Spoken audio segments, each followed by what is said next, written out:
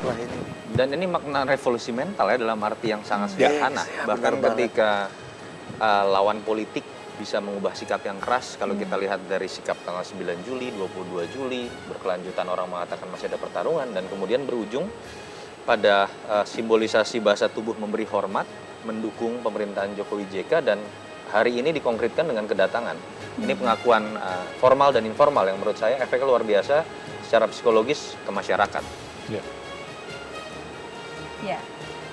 Jadi saat ini kita lihat di gedung DPR MPR sudah ramai dan Prabowo sudah tiba. Keren, branding. Kita lihat ada standing ovation untuk kehadiran dari Prabowo, dan juga Koalisi Merah Putih juga sudah hadir, termasuk Ketua Umum Golkar Abu Rizal Bakri. Jadi disinilah ya dimulai revolusi mental seger ya. banget, Ini ya. seger banget, seger ini.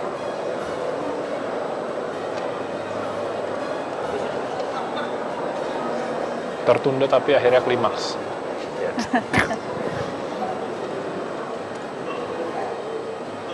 Ya, dan ini suasana di luar Ya. ruang rapat paripurna 1, banyak sekali media yang masih menanti kedatangan dari para tamu untuk mengikuti sidang pelantikan. Ya, ini ada Ibas. Kita lihat sudah hadir. Kenapa, Riz? Kenapa? Kenapa Mas Yoris? Ya, Yoris mau langsung komentar tadi. menunjuk Rene, Mas Rene. Kenapa? Ada apa Rene? Kenapa? Enggak. Saya lihat anak muda ikut politik keren. Bagus. Oke, jadi satu pertanyaan nih untuk Bung Toto. Kalau misalnya, jadi sebegitu penting dampaknya pertemuan singkat hari Jumat itu. Kalau misalnya pertemuan itu tidak terjadi, yang kita saksikan ini apakah tidak akan terjadi juga? Ya, kita lihat bagaimana ada hal-hal teknis yang berubah. Misalnya sampai tadinya mengatakan sedang di luar negeri, tidak akan hadir, sekarang akan hadir. Akan ada efek berkelanjutan gitu. Dan kita berharap bukan hanya pada simbolisasi ya kehadiran, tapi bagaimana kita melihat ada kecairan suasana. Artinya begini, kita tidak kemudian berharap bahwa semua harus satu suara, karena DPR memang tidak boleh menjadi pemberi stempel belaka.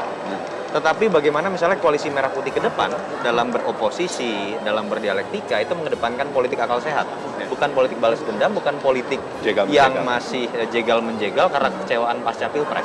Kalau itu terjadi, undang-undang apapun yang ditolak, katakanlah misalnya, anggaran yang misalnya diperdebatkan, selama dengan politik akal sehat itu akan kita dukung juga begitu, karena disitulah makna check and balances dalam arti yang sebenarnya, bukan yang seperti kemarin kita lihat mengejar 3-0, 2-0 sampai 5-0 gitu misalnya.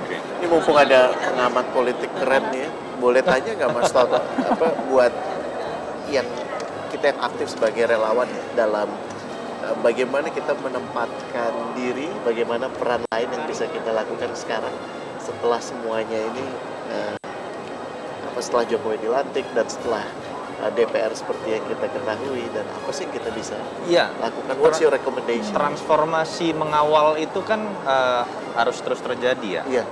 Wajahnya akan berbeda. Mengawal menuju kemenangan, mengawal mempertahankan kemenangan, dan mengawal pemerintahan. Per hari ini kita akan mengawal pemerintahan, dan ciri khas dari relawan yang menurut saya tulus, relawan yang ikhlas itu adalah berani melakukan kritik ke dalam. Karena penyakit utama dalam kepemimpinan di Indonesia, terutama di level politik, adalah anti kritik asal bapak senang yang sering kita dengar. Yeah. Nah, memang ini juga harus dijemput bolanya oleh Pak Jokowi ketika ada transparansi. Contoh, bagaimana teman-teman relawan pendukung Jokowi ingin mengawal dan mengkritisi kalau kemudian indikator-indikator kerja dari kabinet misalnya itu tidak berani dibuka di awal, atau misalnya per 6 bulan kah, per 3 bulan kah. Kita kan tahu misalnya ada UKP 4 yang mengawasi kabinet. Ya. Bagaimana kemudian misalnya UKP 4 yang selama